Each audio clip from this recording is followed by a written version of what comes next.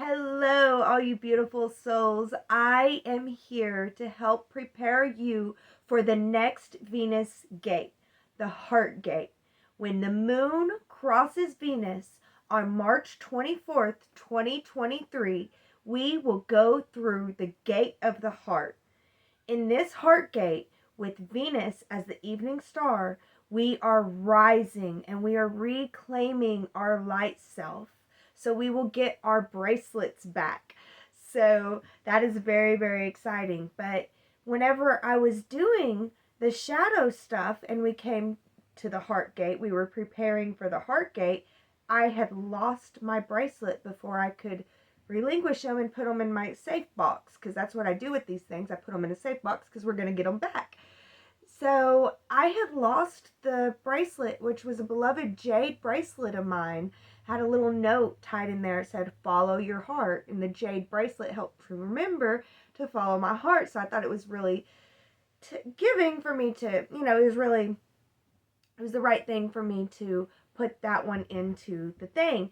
But I had lost it, and the way that I lost it, it never came back. I loved and trust that there would be a replacement or something, but I do have a bracelet that I will be replacing it with, so that's exciting. And I did have my sparkly bracelet, so I will be gaining that back.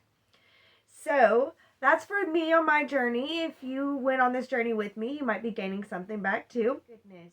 So the heart gate, guys, when the moon crosses Venus next week, it will be at step 8 and step 9 Taurus, which I find very interesting because step 9 is ruled by Mars in Aries, and the sun will be in Aries. So that is very interesting. And the moon and Venus move together from step 8 to step 9. So it's kind of like God's way of saying that it is time for us to decide if we are going to act on our heart's desires or if we are not going to act on our heart's desires.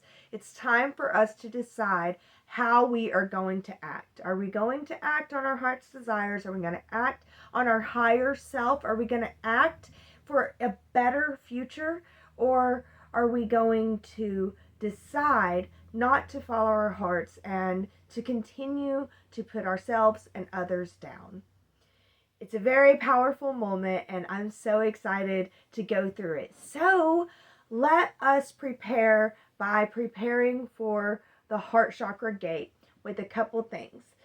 First, I will tell you some essential oils that are good for helping us prepare the heart chakra and healing the heart chakra and working with the heart chakra. But, a disclaimer, always know what you're doing, know what you're taking before you take anything. Always consult your doctor. I'm not a medical professional. This is for entertainment purposes only. But I will talk about some essential oils and incense and stuff like that to prepare us for the heart chakra. And then I will talk about some goddesses and some goddess archetypes that will help us prepare for the heart chakra and for the heart gate. Whenever we talk about these goddesses, I am not asking you to worship them. I'm not asking you. I am just telling you about their archetype. And whenever we went through the gates for the shadow, we talked about animals. And, we're not asking you to worship an animal. We're not asking you to be religious with the animal, but we're asking you to look at the animal and see how it embodies the energy that we're talking about. And so we're looking to embody the higher energy of these forms. And I really feel that the goddesses really help us see what embodying these higher forms of this chakra is. The animals is kind of shows us the lower form, and we should get in touch with that. Or we should definitely have our lower animal self, but we also need our higher self. And so I think that the goddesses help us prepare by us looking at their archetype and seeing where we can relate to the higher archetypes of the heart chakra, which is all about the mother. It's the divine mother archetype. So I do believe that the goddesses really help us to prepare for the heart gate. All right, with all that being said, let us move on and talk about the essential oils that help us to prepare for the heart gate. First of all, the heart chakra embodies this whole area, a whole chest area, and like I said, our arms, our arms, and duality and coming into balance. So the heart chakra, it's also our heart, the organs involved is our heart and our lungs.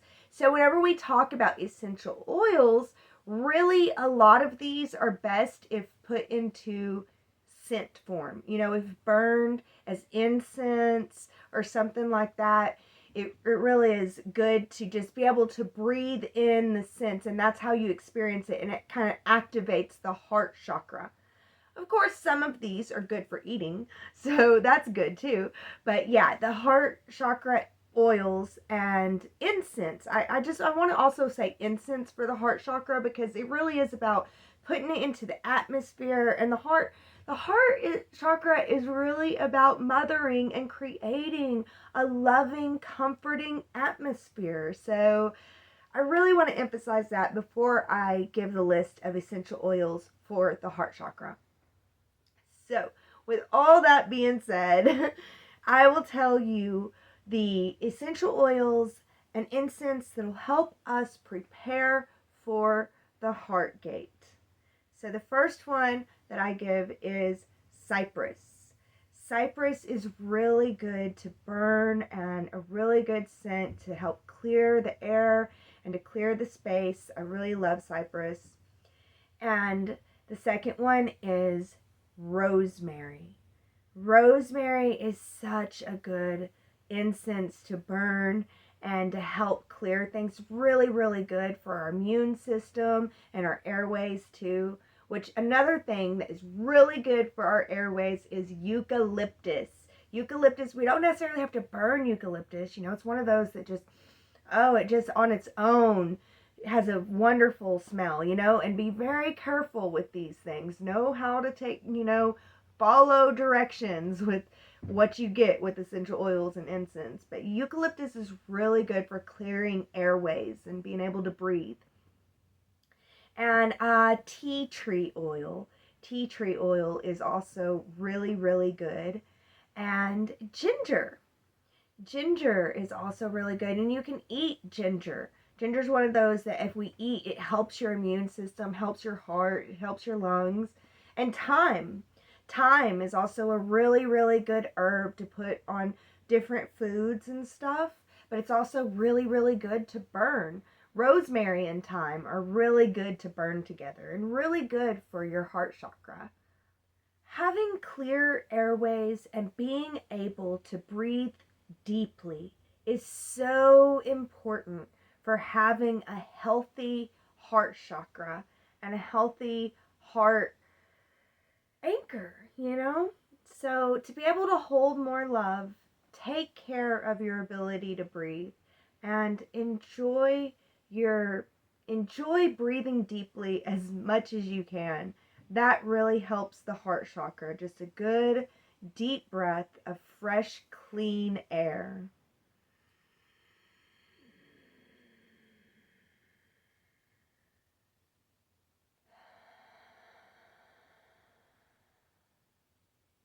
The deeper you can breathe, the more love you can hold.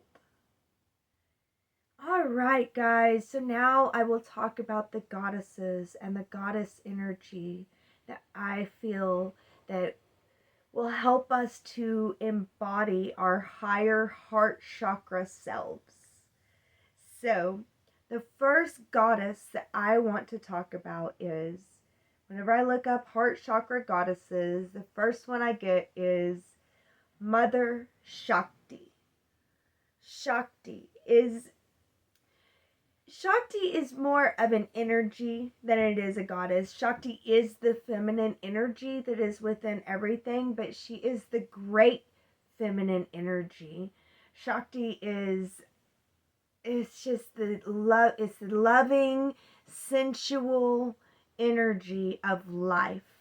Honestly, it's sensual, the senses, to sense life, growth. Shakti is part of growth And Shakti is, it's the movement energy of life. And I really feel that Shakti really does help us to embody the heart chakra, divine heart chakra energy. And the second goddess that I want to talk about is Demeter. Goddess Demeter. She is a mother, and she really does embody the divine mothering energy of the heart chakra. Demeter has a deep, deep grief. It's a grief that moves things. And she is really in touch with her grief. She doesn't deny her grief. The myth of Demeter is that her daughter Persephone was out playing in her garden, and Hades, the god of the underworld, kidnapped her. And Demeter was just so struck with grief, and just so intensely grieving that Zeus and everybody had to come together and make a deal to where Persephone was allowed to stay in the underworld for 6 months and then allowed to come home for 6 months. So Demeter grieves for 6 months and then she is happy for 6 months. And this is the mythos of the seasons. It's one of the mythos, and I really did crunch that myth down. So I didn't give it justice really. So please look into the myth yourself. And if anyone wants to write a better myth, I'm happy to hear it. So, but of course there are many myths of Demeter, and I just tried to give the basic understanding of her myth, which is that she grieved for her daughter, and it caused heaven and hell to have to commune and find a solution. And her grief moves things, and she didn't deny her grief. She was true to her grief because she had a reason to grieve.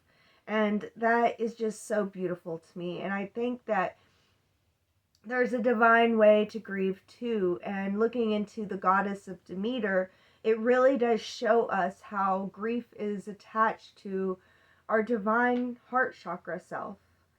So, Demeter. And the final goddess that I want to talk about is Kuan Yin. Beloved, beloved Kuan Yin. I love Kuan Yin so much. She is so wonderful. One of the wonderful things about Kuan Yin is she has so many followers and believers, so many people that are praying to her. And as we know that if one or two come together and unite in meditation, especially for love and compassion, which Kuan Yin, she really is, I would call her the goddess of love and compassion. People say she's a bodhisattva, but I don't know if I could say that word right, but a bodhisattva. But I truly believe Kuan Yin is a beloved, beloved goddess, a beloved goddess of love and compassion and mercy. And I just love Kuan Yin so much. So Kuan Yin, the story of Kuan Yin is that whenever she ascended, she found enlightenment and she ascended to nirvana or heaven. And as she was about to enter into nirvana, into heaven, she remembered all of the suffering and lost souls of the world. And she had so much mercy and compassion upon us that she decided to turn around and then serve us. And she said that she will not go into nirvana or heaven until every soul on earth has entered into nirvana or heaven. Every soul that can has entered. So she is here to assist any and all souls as they go on their enlightenment journey. And that is just so beautiful. And a lot of Kuan Yin's teachings are just like Jesus's teachings. So Jesus could very well be on this list too. We could very well say Jesus, because Jesus repeated a lot of Kuan Yin's teachings. But Jesus is not a goddess, although he did teach a lot of goddess theology. But Jesus, that's why he wouldn't be on this list. But of course, Jesus and his teachings really do help us to embody the heart chakra energy. So I do want to mention, he's like an honorable mention. And another honorable mention that I have to say is Mary Magdalene. She's not necessarily a goddess either, like Kuan Yin, but I really think Kuan Yin is. I mean, it's such a goddess thing to do, to just be ascended and helping humanity as an ascended being. Is just, she's so beautiful. If you can't call her a goddess, who can you? You know? But Kuan Yin is so wonderful, the goddess of compassion and mercy, and she truly is here to help assist anyone that is reaching higher. So if you are trying to look for enlightenment, you're trying to reach higher, look for and look into Kuan Yin and her stories. Truly, truly, truly helpful.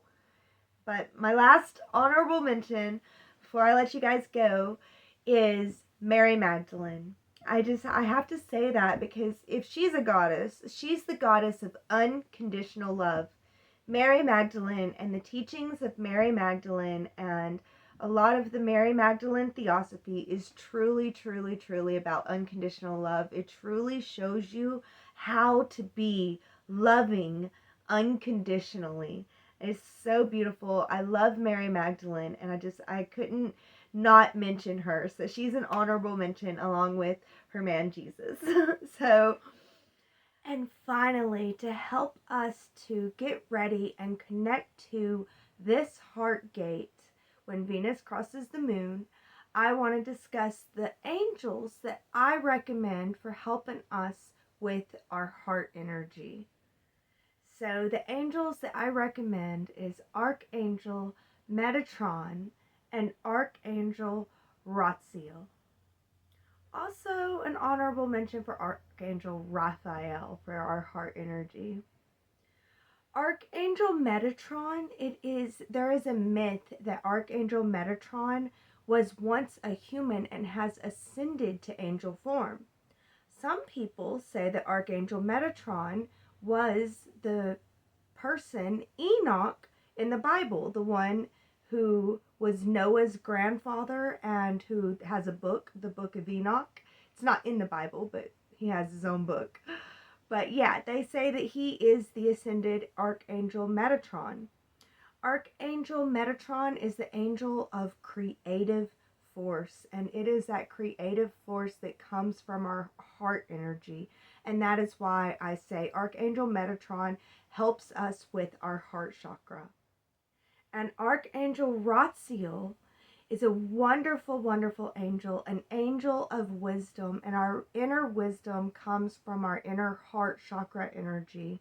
And Archangel Ratziel is a wonderful healing angel. I love Archangel Ratziel and his healing energy. Just like Archangel Raphael, I think about the green energy with Archangel Raphael too, which is the heart chakra energy. So these angels, Archangel Ratziel and Raphael, are really, really, really good to call upon for healing energy, whether it's your heart chakra or anything else. These angels are wonderful healing angels. And Archangel Ratziel is the angel of wisdom. All right, guys, that is it. That is all that I have for you. I don't want to take up too much of your time. Next week is the heart gate, so get ready. Prepare your hearts for the gate and choose and decide to act on your higher heart selves.